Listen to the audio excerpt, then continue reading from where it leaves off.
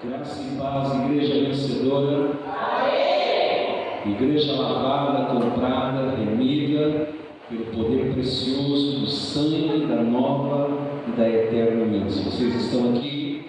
Amém. Shalom, pode sentar na presença do Senhor nessa noite. Quantos vencedores nós temos aqui nessa noite? Amém. Diga, eu sou um vencedor. Pelo sangue do Cordeiro. Aleluia. Quero declarar nessa noite a você que está aqui que você é bem-vindo ao ano profético de milagres sem precedentes. Amém? O simples fato de deitarmos, dormirmos e acordarmos para esta manhã e vivermos esse dia e estarmos aqui nessa noite já é um milagre. Amém. Amém? Esse milagre se chama o milagre da vida. Amém? Nós estamos aqui, a palavra do Senhor diz que as misericórdias do Senhor, precisamos entender e reconhecer isso debaixo da graça. As misericórdias do Senhor verdadeiramente têm sido a causa de estarmos vivos e de não sermos consumidos, porque as suas misericórdias não têm fim. Jeremias declara que as misericórdias se renovam ao nascer de cada manhã. E fala assim: porque grande é a sua fidelidade. Deus é bom e Ele é fiel. Ainda que sejamos infiéis, todavia Ele permanece fiel, porque não pode negar-se a si mesmo. Amém? Bem-vindos então ao ano profético de milagres sem precedentes. Amém. Esse é o texto que marca o nosso decreto e que falou forte no ano passado ao meu coração e que gerou essa declaração. Jó capítulo 36, versículo 11 diz que se ouvirem e servirem, acabarão seus dias em felicidade e os seus anos em delícias. Duas palavras saltaram nesse texto: felicidade e delícia. Juntamente com essas duas palavras, dias e anos. Vocês estão aqui? Essa declaração ela é profética para as nossas vidas. E também tem duas questões: ouvir e servir, conhecimento e atitude. O salmista ele declara que o justo jamais mendigará o pão, e nem a sua descendência, seus filhos, diga meus filhos, nem a sua descendência, filhos, netos, bisnetos, jamais serão desamparados. Como eu gostaria de ter, ou ter tido, um avô como o Lucas tem. Ontem eu levei no estádio e ontem ele entrou com os jogadores da Ferroviária em campo. O Brasil viu o meu neto pela primeira vez. E ele, quando nós estávamos assim, eu e meu filho de longe, ele estava lá do outro lado do campo. Então, quando ele começou a entrar, ele para nós, depois entrou de mãos dadas com um dos jogadores da Ferroviária, se posicionou, colocou a mão no seu coração e cantou o hino nacional. Depois bateu na mão de 2 ou 3 jogadores para sair e sair correndo assim, e veio e sentou do meu lado para assistir a partida de futebol. Lamentavelmente, a Ferroviária não ganhou.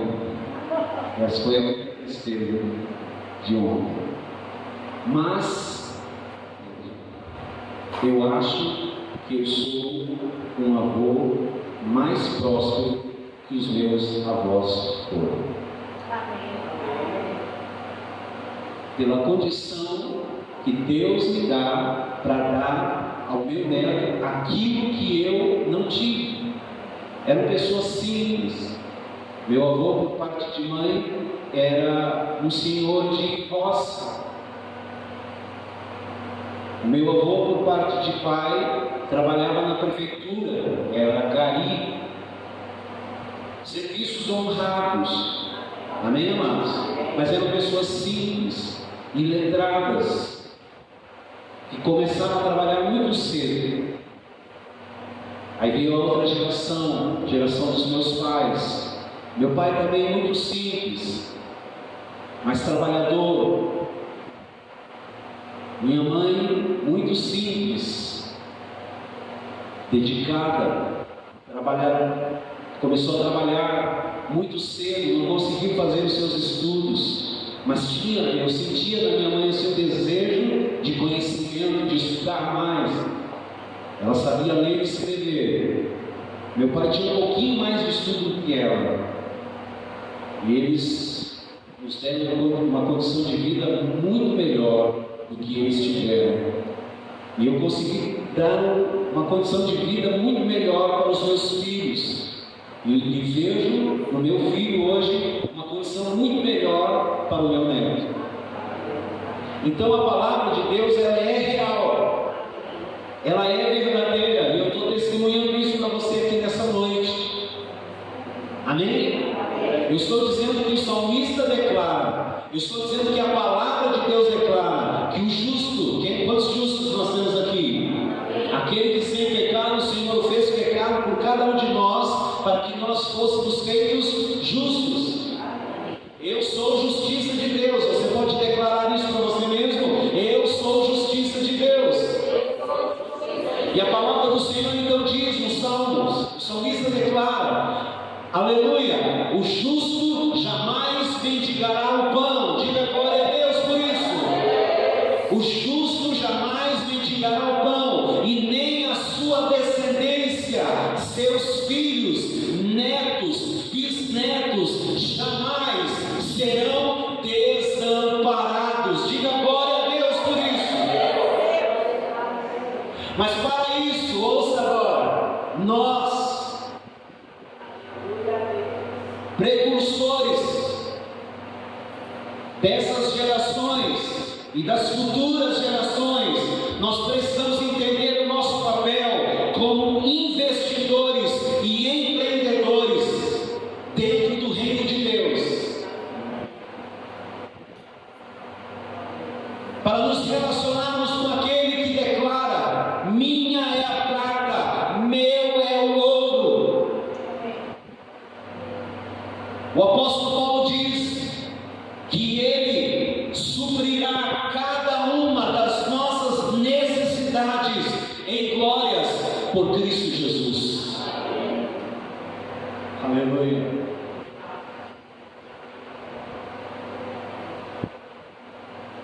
Só acende com a mão assim para mim. Quantos aqui querem viver dias felizes? Que os céus fotografem suas mãos. Que os céus possam fazer uma selfie do movimento das suas mãos.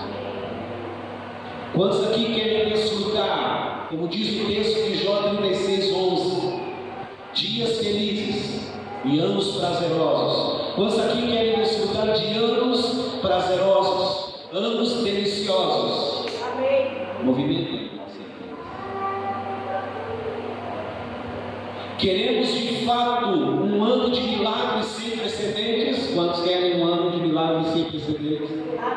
Eu quero dizer uma coisa para você que está aqui nessa noite: o Deus de milagres está aqui. O Deus que pode transformar as nossas ditas tragédias em bênçãos está aqui. O Deus que pode transformar o nosso amargo em doce está aqui. O Deus que pode transformar as nossas ditas tragédias financeiras está aqui. Então nós precisamos entender uma coisa a partir dessa noite, para vivermos um ano de milagres sem precedentes. Nós chegamos e nos consolidamos no padrão do Velho Testamento. Nós chegamos e nos consolidamos no padrão dos fariseus, cumpridores somente da lei, e foram elogiados por Jesus pelo cumprimento. Mas nós precisamos entender que nós, diga eu, olhe para a pessoa que está ao seu lado, diga você, meu irmão, olhe para mim agora, nós, eu, você, nós estamos debaixo de uma nova aliança. E essa aliança, ouça, a nova e a eterna aliança, essa aliança é superior a tudo que estava inserido na antiga. Seu ano pode ser um ano de milagres sem precedentes, porque você está debaixo de uma nova aliança que é superior à antiga aliança. Quero que você glorifique a Deus. Deus está se movendo sobre a vida do seu povo. Você é povo de Deus. Deus está se movendo sobre a sua vida. Deus está se movendo sobre a vida da sua igreja. Você faz parte da igreja do Senhor Jesus Cristo. Deus está se movendo sobre a vida da sua igreja. Deus está se movendo sobre a vida de seus filhos e filhas. Quantos filhos amados nós temos aqui? Quantas filhas amadas nós temos aqui? Quantos reis e sacerdotes nós temos aqui? Deus está se movendo sobre a sua vida. Eu declarei aqui no início, e você falou comigo: tudo que eu preciso é de trigo, tudo que eu preciso é de sabedoria, tudo que eu preciso é de revelação, tudo que eu preciso é da palavra, tudo que eu preciso é de discernimento espiritual, revelação espiritual. A palavra limpa, ela tem esse poder. A palavra cura, ela tem esse poder. Ela é remédio, diz em Provérbios capítulo 4. A palavra limpa, ela tem esse poder. A palavra santifica, a palavra cura e a palavra transforma.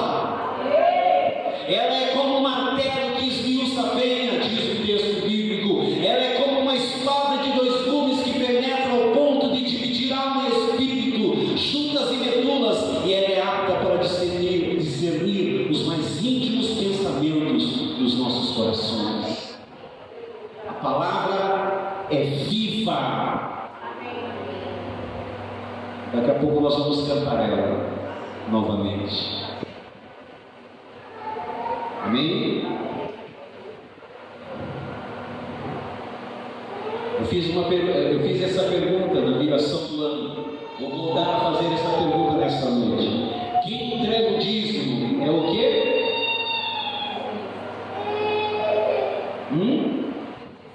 Dizimista. E quem entrega mais do que o dízimo é o quê?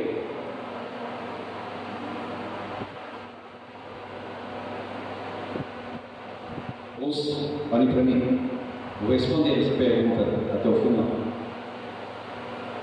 O dízimo é apenas a linha de partida, não é um alvo final.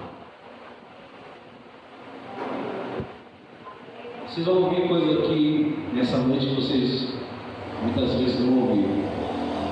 Muitas pessoas, eu disse o que agora? Muitas pessoas, mas muitas vezes. Olha que ao longo desses anos eu me deparei com muitas e ministrei até longe para muitas pessoas. E ainda vejo muitas pessoas se debatendo por causa desse tema, por causa dessa palavra. A pergunta é: e por que ainda se debatem? Porque ainda estão nos níveis mais básicos. Diga comigo, níveis básicos.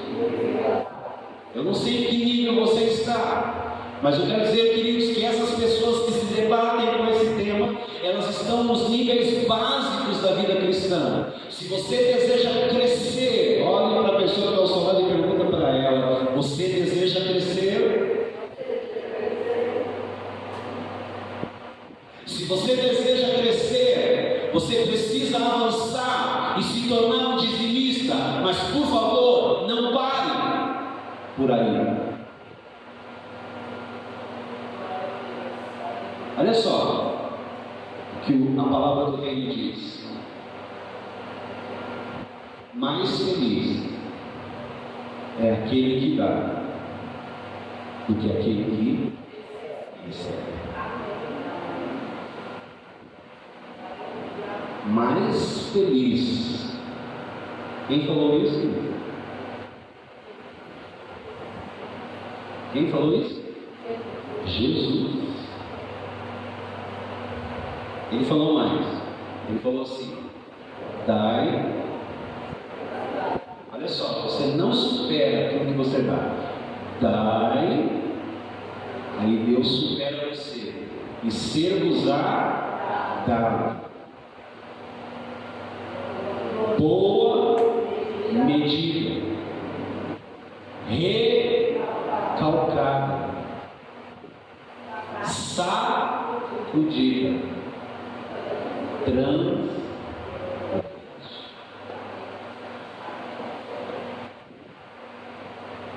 Vou dizer algo, e se você quer, você vai dizer: eu recebo, e tomo posse, em nome de Jesus. Eu desejo o seu crescimento espiritual. Amém? Você pode dizer amém? Eu recebo e tomo posse. Crescimento. A pergunta é: eu preciso dar o dízimo? Ao longo desses anos eu descobri que pessoas que se opõem ao dízimo, ouça o que eu vou dizer, têm aparência de generosidade, mas não têm o seu coração generoso para ofertar para Deus. Geralmente elas nunca contribuem de forma, ouça, planejada, constante e abundante. Nossa teologia, ela deve nos levar a sermos excelentes, mas nunca negligentes. A verdade é que aqueles que desejam ofertar com generosidade não se preocupam em procurar uma teologia para apoiar a sua prática.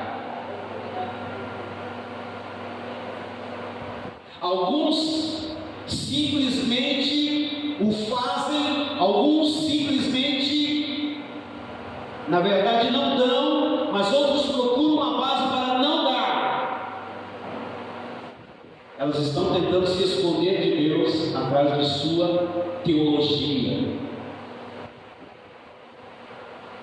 E o ponto que eu quero tocar aqui nessa noite, alguns, é o dízimo vem antes da lei.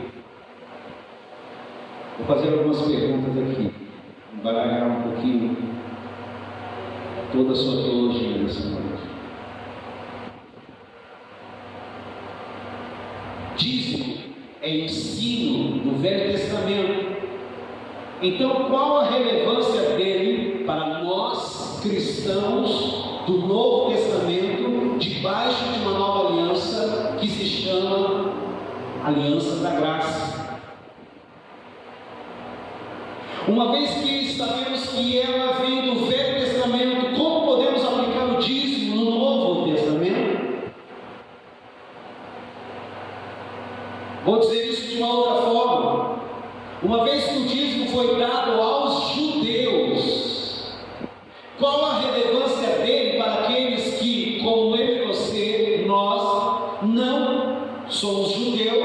e nem vivemos na antiga Palestina.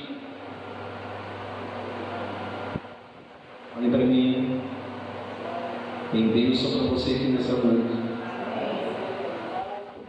nessa área tão vital, tão carente, tão necessitada na vida de muitos. Deus quer desatar isso.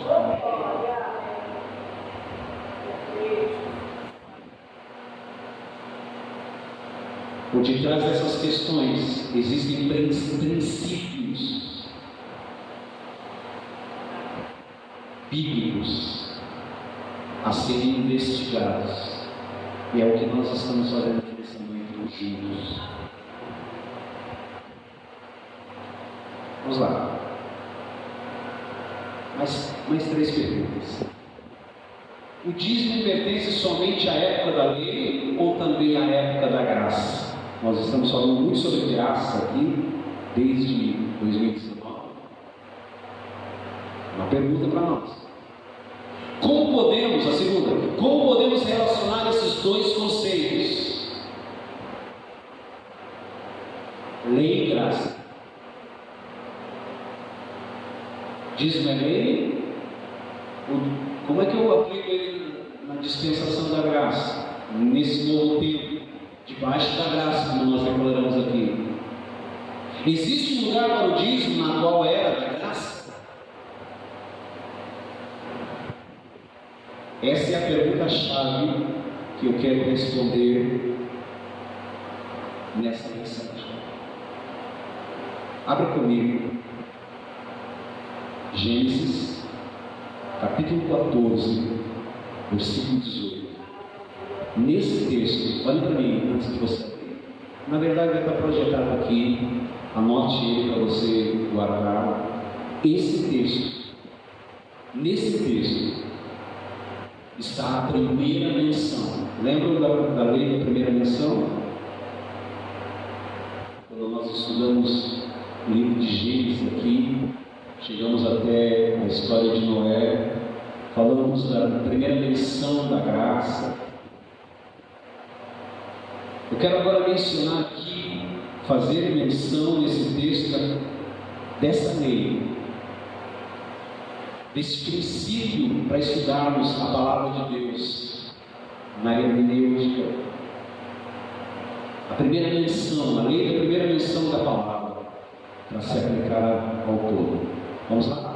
Gênesis 14, 18. Vamos ler juntos, queridos? Vamos lá. Melquisedeque, rei de Salém, trouxe pão e vinho. Era sacerdote de Deus Altíssimo. Vamos lá. Vamos seguir?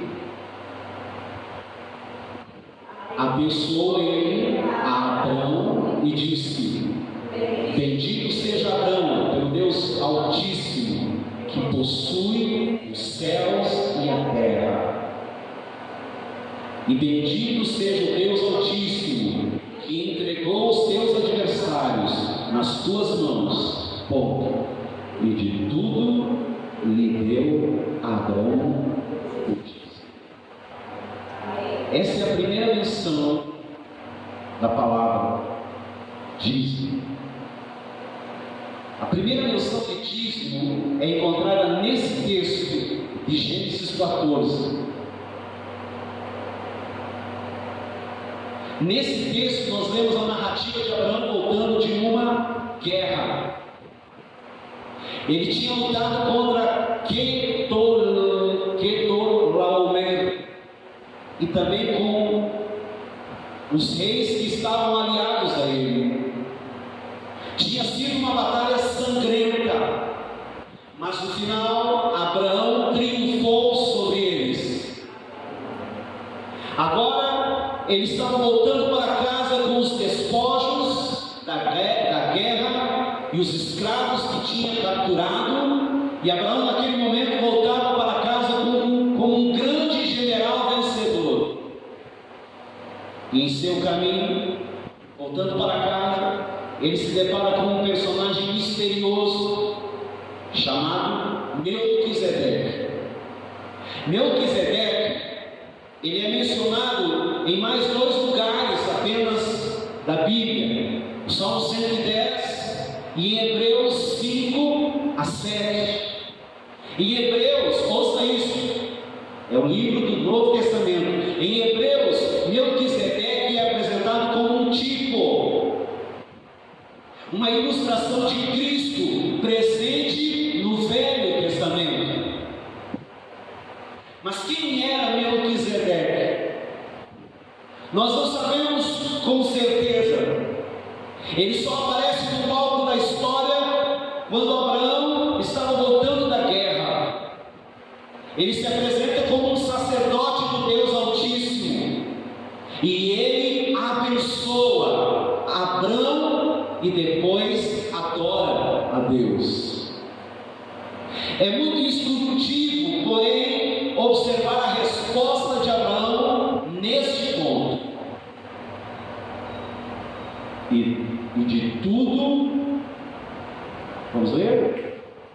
E de tudo lhe deu Abraão o dízimo.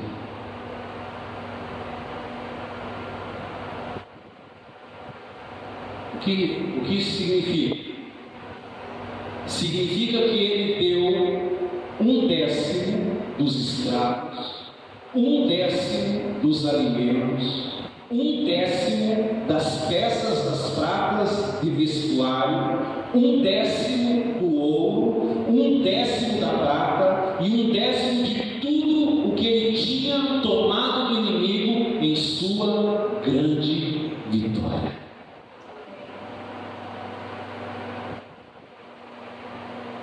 Estão aqui? Amém. Preste atenção no que eu vou dizer. Eu quero fazer saltar alguns detalhes. A gente passa por termos já alguns sofismas com esse tema. A gente fica meio que apreensivo, pesado. Até para estudar hoje esse tema ficou um pouquinho pesado para mim. Mas Deus está dando graça nesse lugar. Preste atenção. Melquisedeque, nós lemos o texto.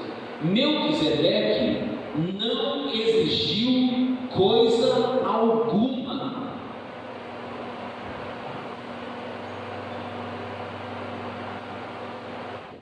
A Bíblia diz que ele era sacerdote do Deus Altíssimo e ele abençoou Abraão. Vou dizer algo aqui para você glorificar a Deus dentro do plano da graça. Deus já te abençoou com toda a sorte de bênçãos.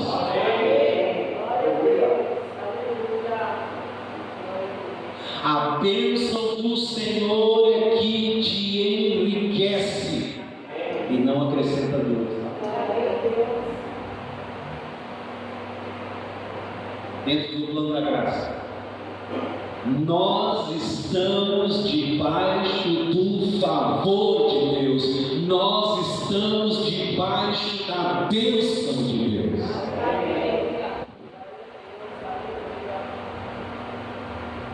Olhe para a pessoa que está ao seu lado e diga para ela assim, consolidado com o que eu estou declarando: você é um homem abençoado por Deus. Diga agora para você mesmo: eu sou uma pessoa abençoada. Mas deixa eu dar bases para você declarar isso. A palavra do Senhor diz: Cristo já te resgatou da maldição da lei. Na maldição da lei estava inserido algumas coisas: condenação, morte, miséria e enfermidade. Cristo te resgatou da maldição para te colocar na bênção. Deus já te abençoou. Tudo que Jesus Cristo conquistou na cruz é teu direito, é tua herança. Tome posse. E aquilo que ele conquistou na cruz é bênção.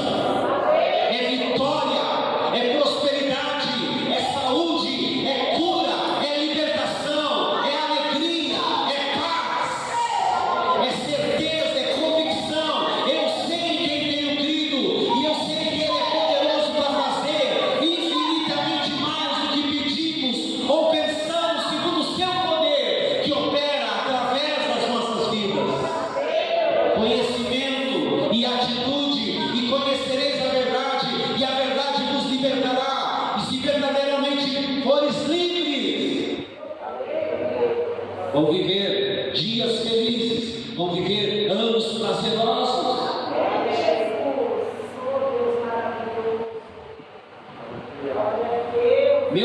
Melquisedeque não exigiu coisa alguma, mas Abraão percebeu que aquilo era a coisa mais apropriada a ser feita.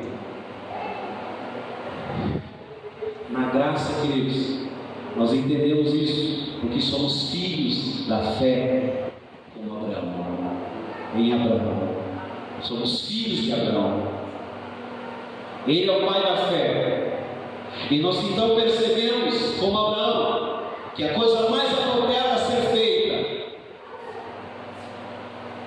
não é por legalismo, não é por imposição entregarmos, mas é constrangidos pelo seu amor.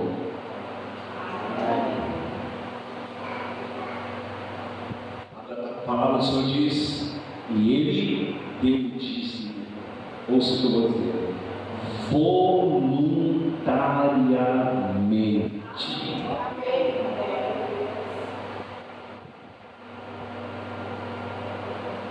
Quem anda comigo sabe. Os dízimos, as ofertas e as primícias neste ministério são entregues voluntariamente. Nós ensinamos, mas tudo é feito voluntariamente.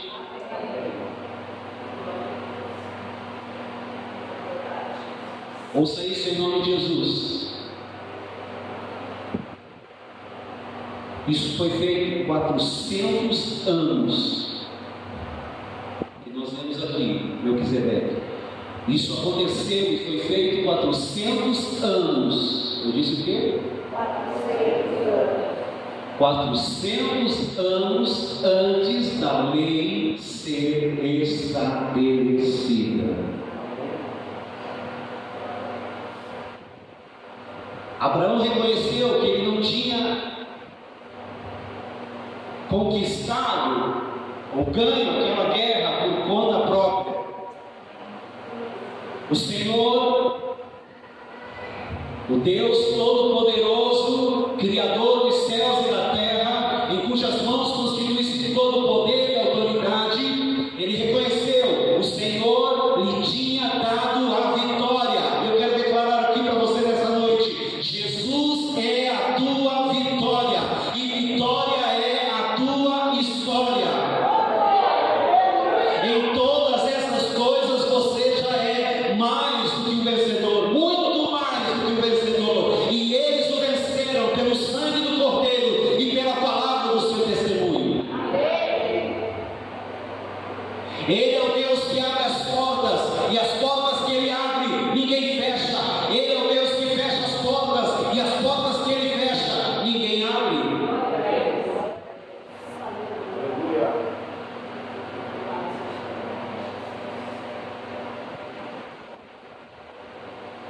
Para Abraão, não sei para você o que é, mas para Abraão, e quando a gente ganha esse entendimento, fica para nós, filhos de Abraão: o justo viverá pela fé.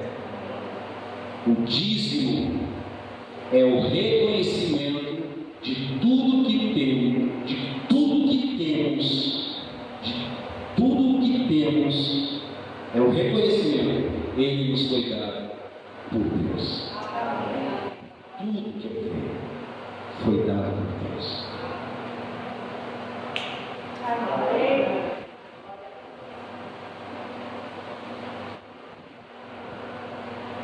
Como eu disse aqui, um princípio hermenêutico chamado princípio da primeira menção. Segundo esse princípio, a primeira menção de qualquer assunto na palavra de Deus determina o seu sentido em linhas gerais para o restante de toda a Escritura.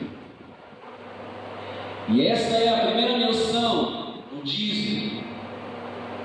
Claramente o seu sentido básico é o reconhecimento público de que tudo que temos nos foi dado por Deus. Amém. Eu dei. Você pode falar comigo?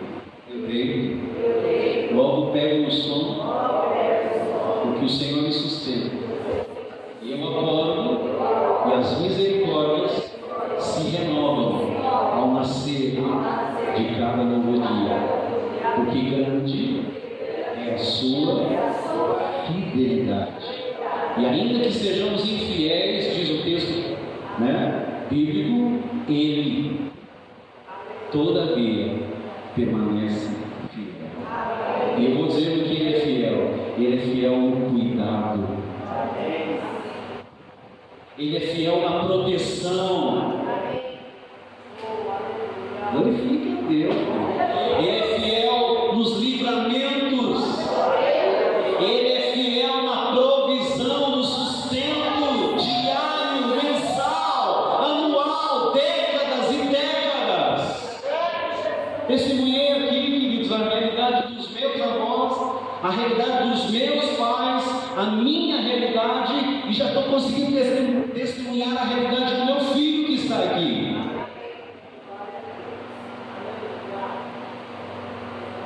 E certamente meu neto será próspero, abençoado, suprido. Porque eu estou testemunhando quem eram os meus avós, quem foram os meus pais, quem sou eu, quem é meu filho, e o que a palavra do Senhor diz: minha descendência não será desamparada. Quantos aqui torcem pelo êxito, pelo sucesso de seus filhos? Eu me alegro muito, queridos. O Guilherme sai de viagem com o meu neto. A primeira viagem que ele fez aí, alguns anos atrás, de avião, primeira vez, e os dois andaram de avião, me deu uma aperto muito grande no coração. Tanto é que o Lucas era menor, e eu sei a loucura que é o terminal.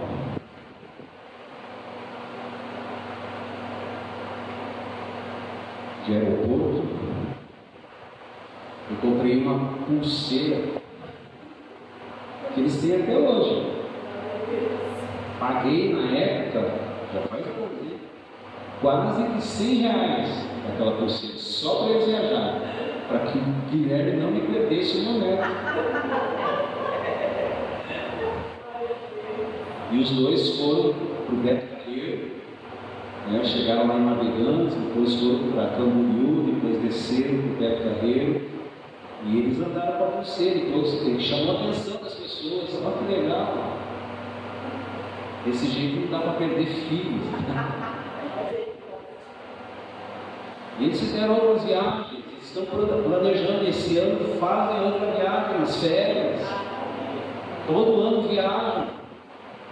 Eu vejo no meu filho um filho mais próximo do que eu.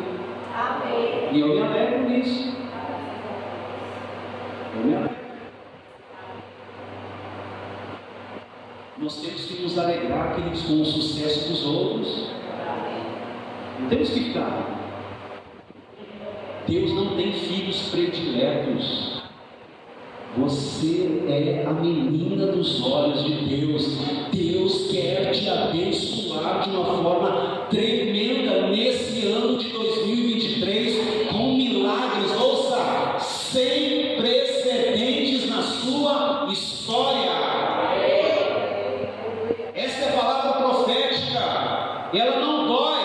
A única coisa que tem que ser feita é: eu recebo em nome de Jesus. Só isso. Ela não dói.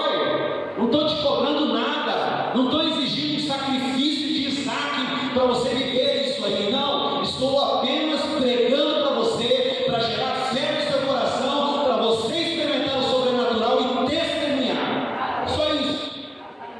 O resto é voluntário da sua parte.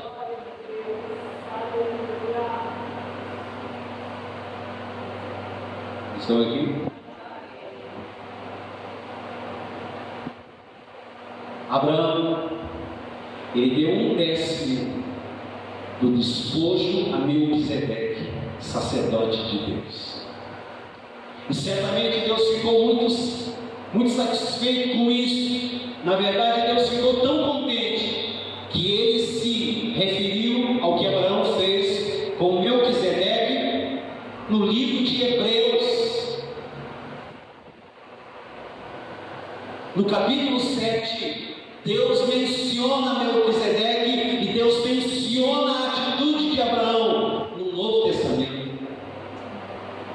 Nessa passagem de Hebreus capítulo 7, Deus nos diz que desde que Melquisedeque, que era um tipo de Cristo, o que Abraão fez foi essencialmente dar seu dízimo para, ouça isso, Jesus.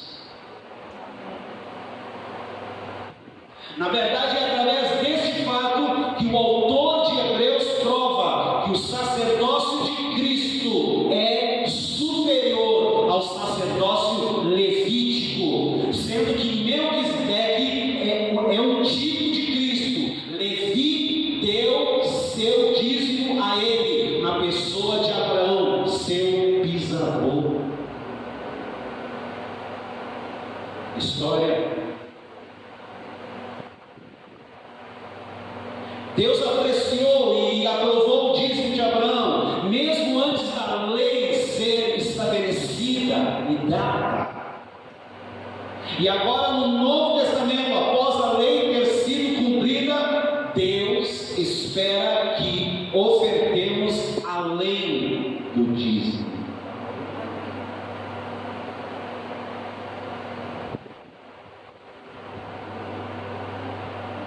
Mas você e eu sabemos que se Deus se agradou do dízimo antes da lei, quando nem era necessário, quando nem foi exigido, Ele vai se agradar do dízimo hoje, quando somos livres. Se o Filho vos libertar, verdadeiramente sereis livres. Hoje somos livres para ofertar. Estão aqui? Passados alguns anos, encontramos Jacó fugindo do seu irmão Esaú. No caminho ele dormiu e teve um sonho, e na verdade era uma revelação. Ouça, era uma revelação da casa de Deus. Vamos ler o texto, Gênesis 28,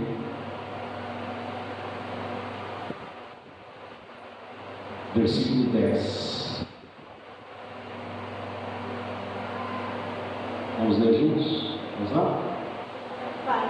Partiu Jacó de Berseba e seguiu para Arã. Lembram? Vamos lá. Tendo chegado a certo lugar, ali passou a noite, pois já era sol poço. Tomou uma das pedras do lugar, fê-la seu travesseiro e se deitou ali mesmo para dormir.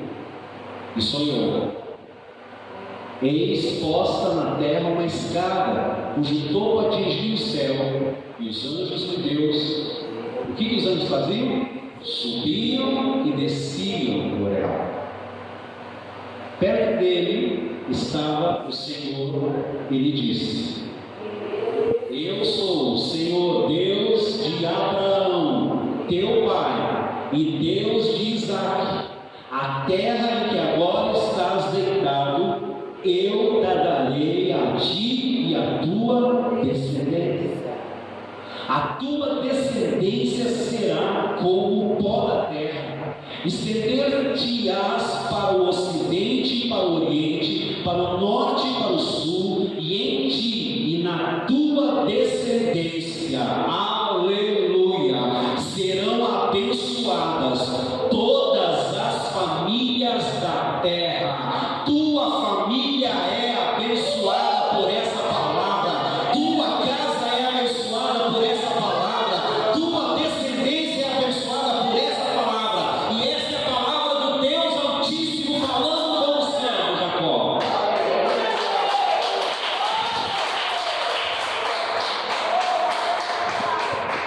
Olha Deus falando: eis que eu estou contigo, e te guardarei por onde quer que fores, e te farei voltar a esta terra, porque te não desampararei até cumprir eu aquilo que te hei referido. Despertado Jacó do seu sono, lembram da série de palavras, sonhos e visões? Está aqui. Despertado Jacó do seu sono, disse: na verdade o Senhor está neste lugar e eu não sabia. Deus está aqui. E terminando disso, quão terrível é este lugar. É casa de Deus, a porta dos céus. Tendo-se levantado Jacó cedo de madrugada, tomou a pedra que havia posto por travesseiro e a erigiu em coluna, sobre cujo topo entornou azeite. E ao lugar, cidade que outrora se chamava Luz, deu o nome de Betel.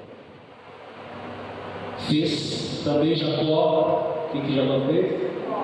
Um voto, dizendo: se Deus for comigo e me guardar nessa jornada, que emprego, e me der pão para comer e roupa que me vista, de maneira que eu volte em paz para a casa de meu pai, então o Senhor será o meu Deus. Aleluia.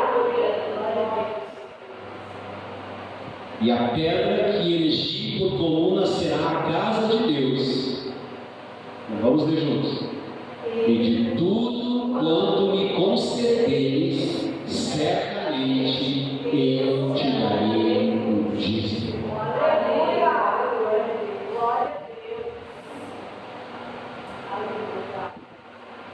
Vocês estão aqui? Vou perguntar novamente. Queremos um ano de milagres sem precedentes? Faz só isso. Diz o amém da Helena, só isso. Queremos que esses milagres alcancem nossos filhos, nossos netos, bisnetos, tataranetos. Algumas gerações certamente conhecerão o teor dessa pregação e dirão: meu avô pregava isso e dizia já há muito tempo atrás que eu seria muito abençoado, e olha só o que eu sou. Muitos dirão isso, eu respeito também. Lembre-se, o justo jamais mendigará o pão, e nem a sua descendência será desamparada. Vamos ler na palavra isso, às vezes fica como se eu tivesse essa frase de efeito, mas na verdade a frase é do Senhor, amém? Da palavra de Deus. Vamos lá. Salmo 37, versículo 25, só para ler.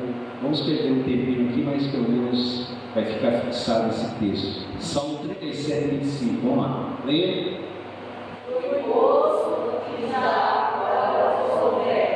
Porém jamais vi o justo desamparado, e nem a sua descendência a mendigar o pão. Amém. Que essa palavra se cumpra nas nossas vidas, em nome de Jesus. Amém, queridos? Esse texto de Gênesis 28 nos faz a segunda menção da palavra dízimo. Esse texto nos mostra duas coisas importantes. Eu disse o quê? A primeira é que Jacó deve ter aprendido sobre dízimo com seu avô. O que ouvimos e aprendemos não encobriremos aos nossos filhos. Ensinaremos às futuras gerações aquilo que é bom, aquilo que nos abençoou.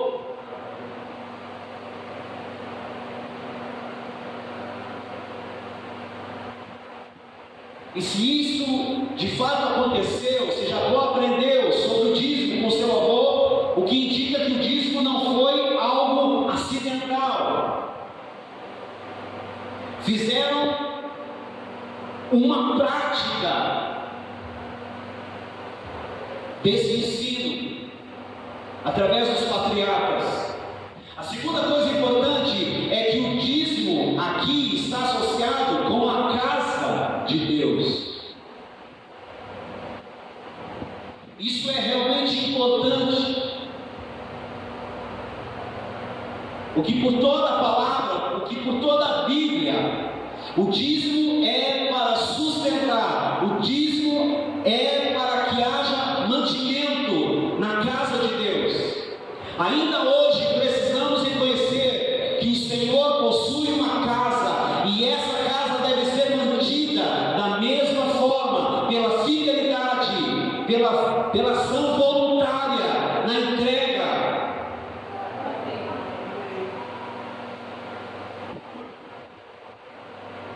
Vamos avançar 400 anos.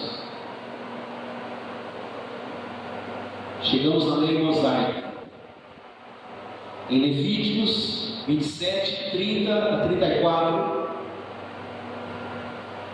Vamos ler? Vamos correr um pouco também. Levíticos 27, versículo 30 ao 34. Vamos lá, todos juntos. Também todas as dízimas da terra, tanto dos cereais do campo como dos frutos das árvores, são do Senhor. Santas são ao Senhor. Se alguém das suas dízimas quiser resgatar alguma coisa, acrescentará a sua quinta parte sobre ela. Isso aqui é uma prática que eu vi lá na Igreja Batista da Lagoinha, em Belo Horizonte. Os músicos, domingo de manhã, os músicos da orquestra entregam e ofertam os seus instrumentos. Para eles resgatarem aquele instrumento, eles fazem essa prática, a quinta parte sobre ela, para resgatar o instrumento novamente.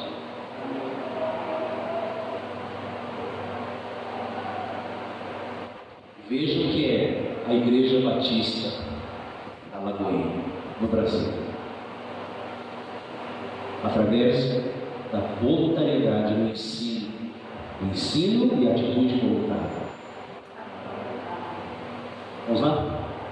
No tocante às dízimas do gado e do rebanho e de tudo o que passar debaixo do bordão do pastor,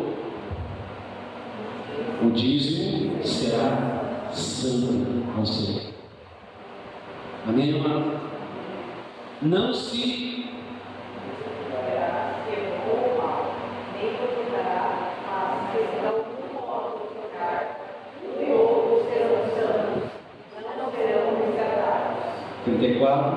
são esses os mandamentos que o Senhor ordenou a Moisés, aos filhos de Israel, no Monte Sinai. Avançamos, chegamos agora na lei mosaica. Observe duas coisas sobre essa passagem. Primeiro, ensino isso aqui, amém, irmãos? Primeiro, essa é claramente parte da lei do Antigo Testamento. O que aconteceu em Gênesis 14 com Abraão e Melquisedeque foi antes da lei, mas em Levíticos 27 é uma descrição da lei. Esse é o mandamento dado por Deus para a nação de Israel, da lei mosaica. Segundo, o dízimo no Antigo Testamento deveria abranger todos os bens materiais de um homem. Ele não inclui apenas o seu dinheiro, mas ele inclui também o seu gado, suas vacas, suas ovelhas, seu vinho, seu combustível, seu grão, seu fruto. O dízimo de tudo deveria ser dado de volta para Deus. E agora vamos passar para o final do Antigo Testamento. Nessa altura, fazendo esse avanço, nós estamos há 1000 anos desde que a lei tinha sido dada. Nós começamos em Gênesis, depois fomos para Levíticos e agora nós atravessamos 1000 anos de história judaica. E vejam como Deus fala ao seu povo. Vamos ler esse texto, Malaquias capítulo 3, versículo 8 a 12.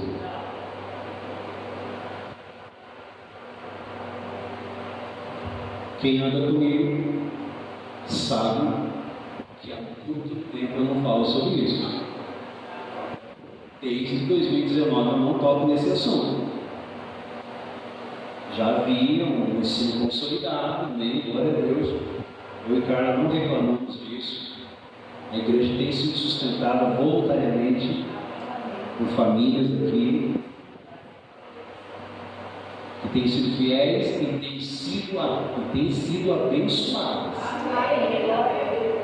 Hoje que eu estou tocando, nesse ano, no ano dos milagres sem precedentes, eu vou estar pelo menos uma vez por mês tocando nesses temas. Amém? Essa é a primeira palavra. Vamos lá? Roubará o homem Deus, todavia vós me roubais e dizeis: em que te roubamos? Nos dízimos e nas ofertas. Com maldição sois amaldiçoados, porque a mim me roubais, vós, a nação toda. Trazei, eu amo esse texto, vamos lá. Trazei todos os dízimos à casa do tesouro, para que haja mantimento na minha casa, e provai-me nisso, diz o Senhor dos Exércitos, se eu não vos abrir as janelas dos céus e não derramar sobre vós bênção sem precedentes. Bênção sem medidas. Por vossa causa eu repreenderei o devorador, para que não vos consuma o fruto da terra, a vossa vide no campo não será estéril, diz o Senhor dos Exércitos. Todas as nações vos chamarão felizes, porque vós sereis uma terra deleitosa, diz o Senhor dos Exércitos.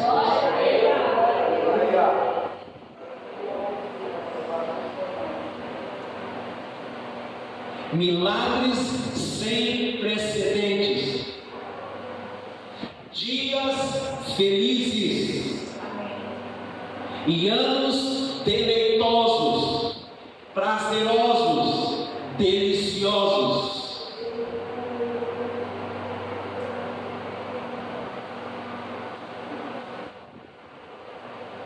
Essa passagem do livro de Malaquias, ela é surpreendente. Aqui o Deus Todo-Poderoso, aleluia, você está aqui para glorificá-lo, você está aqui para louvá-lo, você está aqui para adorá-lo, você está aqui para agradecer a Ele. O Deus Todo-Poderoso, Criador dos céus e da terra, Ele está dizendo ao seu povo: você está me roubando a fim de ganhar mais. Mas porque você está me roubando, você está ganhando menos. E se você me der o que realmente me pertence, eu lhe abençoarei além da sua compreensão.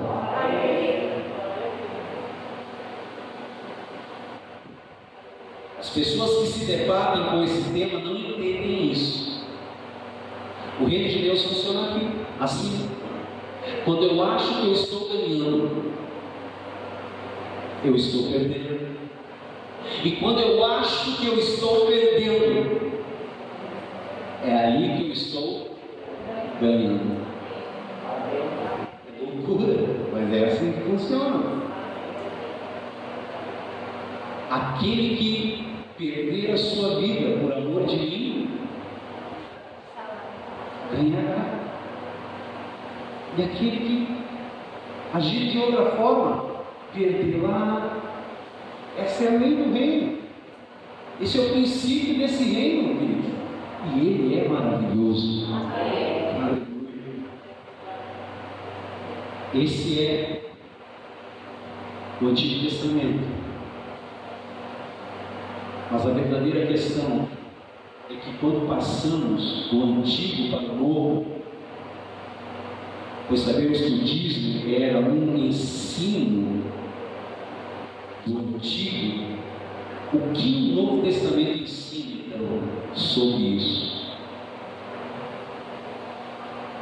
Vamos ver? 1 Coríntios 16, versículo 1 e 2.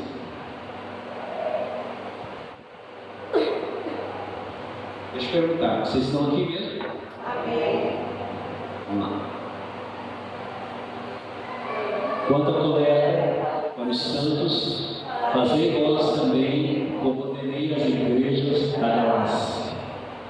No primeiro dia da semana, cada um de vós põe a parte em casa, não é aqui na hora, quando o servo entrega o envelope, não é de casa que você já vem com ele. O texto diz: põe a parte em casa, conforme a sua prosperidade, e vá juntando, para que se não façam coletas quando eu for, diz o apóstolo. Vamos lá. O primeiro ponto que percebemos é que a oferta deveria ser regular. Novo Testamento agora, amém? No primeiro dia da semana. Em segundo lugar, que ela deveria ser, ouça isso, primeiro, ela deveria ser regular. Segundo, ela deveria ser pessoal. Cada um de vós. E em terceiro lugar, a oferta deveria ser, ouça isso, primeiro ela deveria ser o quê? Regular. Segundo, ela deveria ser pessoal. Terceiro, ela deveria ser proporcional. A oferta cristã, portanto, ela é regular, pessoal e proporcional.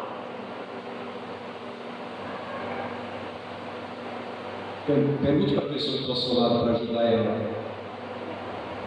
Mas o que é uma oferta proporcional? Adriana, o que é uma oferta proporcional?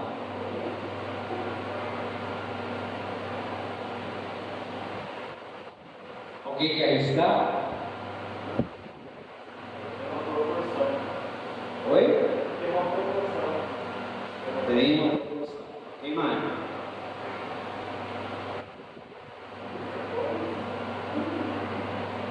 Deixa eu responder. O que significa uma oferta proporcional? Significa que quanto mais Deus te abençoa, mais você dá. Se você tem pouca bênção financeira, então você só é capaz de dar uma pequena proporção. Mas quanto mais você é abençoado, aleluia! E quantos querem ser muito abençoado? Amém! Quanto mais você é abençoado, maior é a proporção que você será capaz de dar. Ouça isso. Quantos estão recebendo? Quantos estão entendendo? E quantos estão aqui sem o sofisma de que o pastor está querendo dar um golpe nessa noite? Não, eu só estou ensinando. Eu sei que hoje não é ainda o quinto dia útil para você dar. Muitos vão receber amanhã, terça-feira. Mas o que eu quero aqui é ensinar. O que você vai fazer depois é pessoal. É ensino. Essa sempre foi a minha característica ministerial. Quem anda comigo sabe. Ensino. Resultados vêm pela ação pessoal e voluntária. Ouça isso então, em nome de Jesus. 10% não é o padrão do Novo Testamento.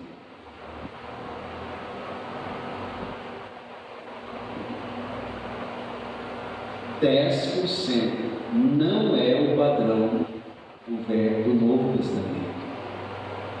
É o padrão do mínimo.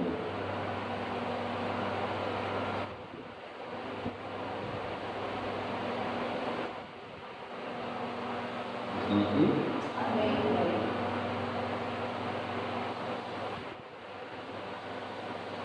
No Novo Testamento, não fala muito a respeito do dízimo. Quem estuda, quem lê, sabe do que eu estou dizendo. No Novo Testamento não se fala muito a respeito do dízimo. No entanto, nós precisamos ter em mente que Jesus, como um bom judeu, era dizimista. Amém? Como um bom judeu, não tenho dúvidas disso.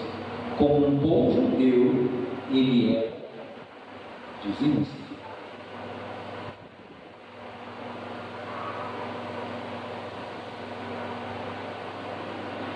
Se devemos seguir as suas pegadas, devemos levar isso muito em conta. Fato importante acontece quando o Senhor repreendeu os fariseus lá em Mateus 23. Vamos ler? Mateus 23, 23. Estou caminhando para o final. Vamos lá. Vamos ler? Ai de vós, escribas e fariseus, hipócritas, porque dais o dízimo da hortelã, do enho e do cominho, e tendes negligenciado os preceitos mais importantes da lei, a justiça, a misericórdia e a fé. Devias, porém, fazer essas coisas sem omitir aquelas.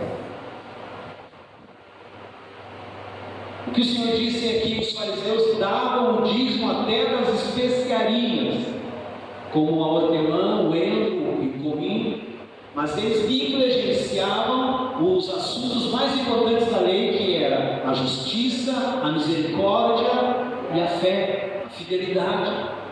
O Senhor disse que eles deveriam continuar dando o dízimo, mas não deviam omitir aquelas coisas que eram importantes.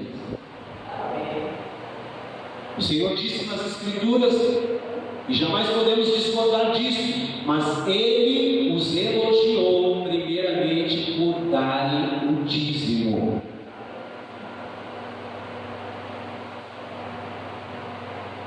A lei do reino e o dízimo.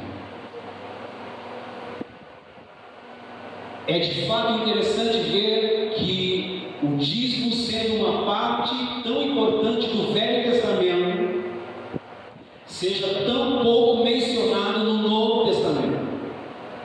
E a partir desse fato, alguns concluem que Deus não mais requer o dízimo do seu povo. Isso, porém, é um engano. Ouçam isso em nome de Jesus. Amém? Amém? Amém. O padrão de Deus para o Novo Testamento,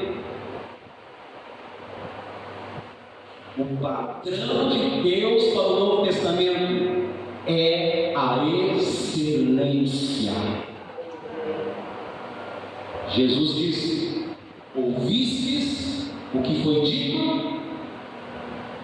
Se a regra era não matar, agora é nem sequer chame o seu irmão de tolo. Se a regra antes era não adulterar, agora é nem sequer olhe com intenção impura. Não foi ele que declarou isso? E seguindo esse mesmo princípio, o que Jesus diria confia sobre o dízimo, então, se ele eleva todas as coisas, isso é excelência. Ouvistes o que foi dito? Darás o dízimo. Eu, porém, vos digo: darás. Se a regra era 10, agora é dar 100%. Calma, calma, muita calma nessa hora.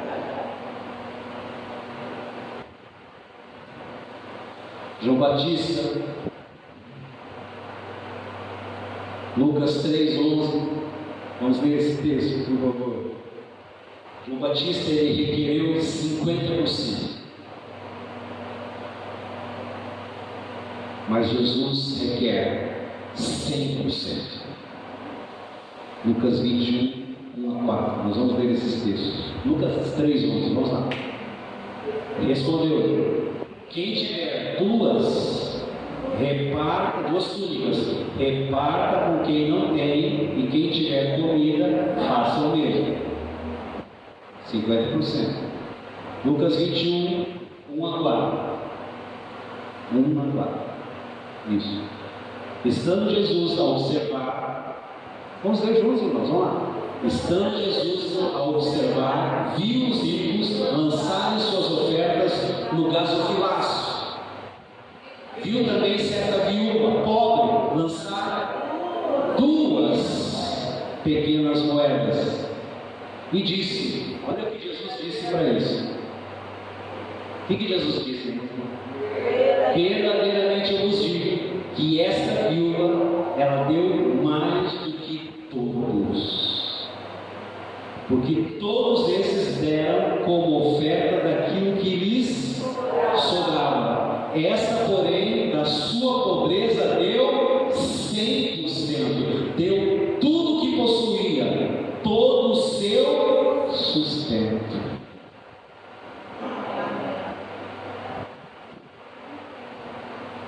Eu vi muito essa expressão aqui que eu vou dizer agora: palavras do Senhor. E não são palavras do Senhor? Não é a palavra do pastor, é a palavra do Senhor da igreja, do dono da igreja, daquele que nós tributamos aqui neste lugar todo louvor, toda honra, toda glória, como cantamos, toda adoração, ações de graça.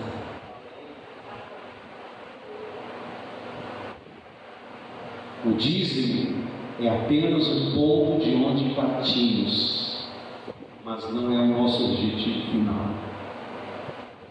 Se alguém não consegue deixar de adulterar, imagine deixar de jogar. Se alguém não consegue dar os dízimos, imagine quando Deus requer algo mais. Além disso, Jesus não aboliu o dízimo, antes o confirmou e com toda certeza o elevou. O dízimo veio antes da lei. Quando Abraão deu o dízimo a Deus através de Melquisedeque, como está escrito em Hebreus 7, e se Abraão deu o dízimo, nós também devemos dar. Os cristãos que estão debaixo da graça, do favor de Deus, são chamados de filhos de Abraão. O dízimo não veio da lei, veio antes. O argumento muito comum hoje é que nós estamos debaixo da graça e não debaixo da lei, então não temos obrigação de dar o dízimo.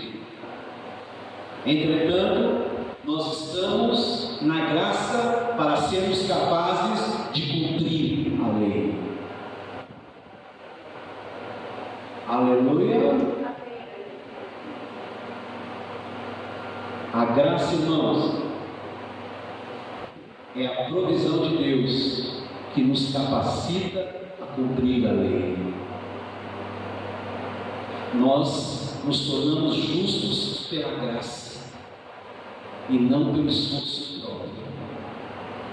O fato de termos sido salvos pela graça não nos autoriza a sermos adúlteros, assassinos, por exemplo. Graça significa que Deus vai nos capacitar para ofertar generosamente, graciosamente, e depois Ele nos dará recompensas por isso. Que Deus é assim: dai, e sermos boa medida, recalcar, sacudir, transbordando, generosamente se nos dará, porque com a mesma medida que medimos, nos medirá a nós. Mas bem-aventurado é dar o que receber. O padrão do Novo Testamento é muito superior e só é possível cumprir, ouça, através da graça. Se nós temos luta para dar o dízimo, imagine para conseguir o padrão no sermão do monte. Estão aqui? Quantos que deu mais um minuto? Mais um minuto. Quem me dá mais um minuto? Eu vou te dar. 1, 2, 3, 4, 5, 6, 7 minutos aqui. Mas eu vou ser mais econômico.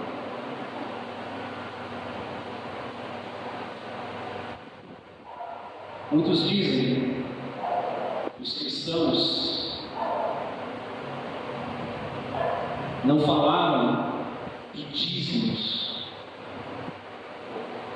os antigos cristãos. No entanto, precisamos ter em mente que o plano de Deus para Israel no Antigo Testamento serve como modelo em relação à forma como os cristãos devem usar os seus bens hoje. Você teme a Deus? Você é temente a Deus?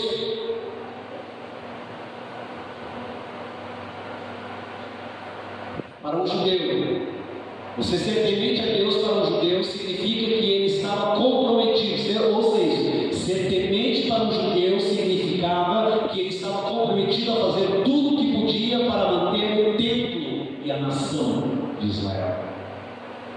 Podemos certamente assumir que a maioria deles, antes de se tornarem cristãos, eles já eram praticantes regulares do Antigo Testamento sobre o dízimo. E quando esses judeus, eles se tornaram cristãos, eles se converteram, eles naturalmente transferiram essa lealdade que eles tinham da antiga aliança, da religião judaica, eles transmitiram eles transferiram essa lealdade financeira do judaísmo para o cristianismo. Eles não disseram, aleluia, agora que somos cristãos, não temos que dar coisa alguma. Ou talvez tenham pensado, glória a Deus, fomos libertos da lei e agora não precisamos ofertar mais nada. Não foi assim.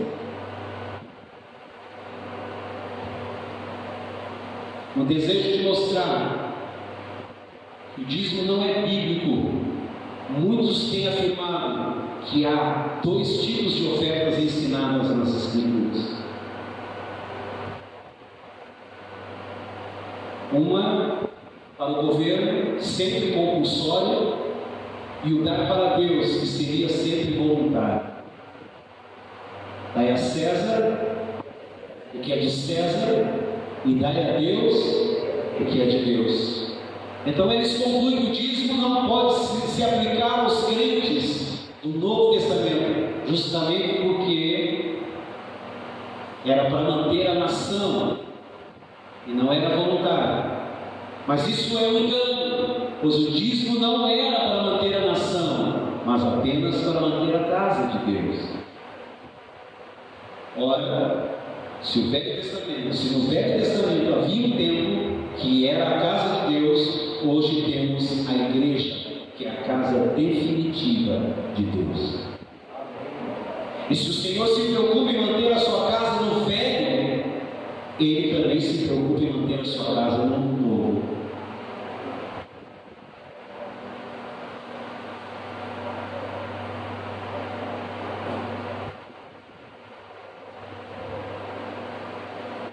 Jesus disse que se a nossa justiça não exceder em muito a dos escribas e fariseus, jamais entraremos no reino de Deus. Os fariseus, eles davam o dízimo até da hortelã e do cominho. Como podemos exceder? Como podemos exceder a justiça deles? Não dando nada ou dando menos do que o dízimo? Não adianta tentarmos nos esconder. Deus nos achou nessa noite. Hoje nós fomos achados. Não dá mais para se esconder.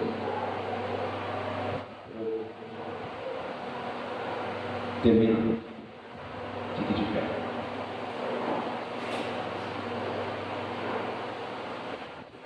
Queremos viver dias felizes? Queremos viver dias prazerosos? Anos prazerosos? Sim? Diga amém. Precisamos então elevar nosso nível no reino de Deus como investidores e empreendedores, entendendo sempre que quando eu acho que eu estou ganhando, eu estou perdendo, e quando eu acho que eu estou perdendo, eu estou ganhando. Feche seus olhos, curva sua cabeça.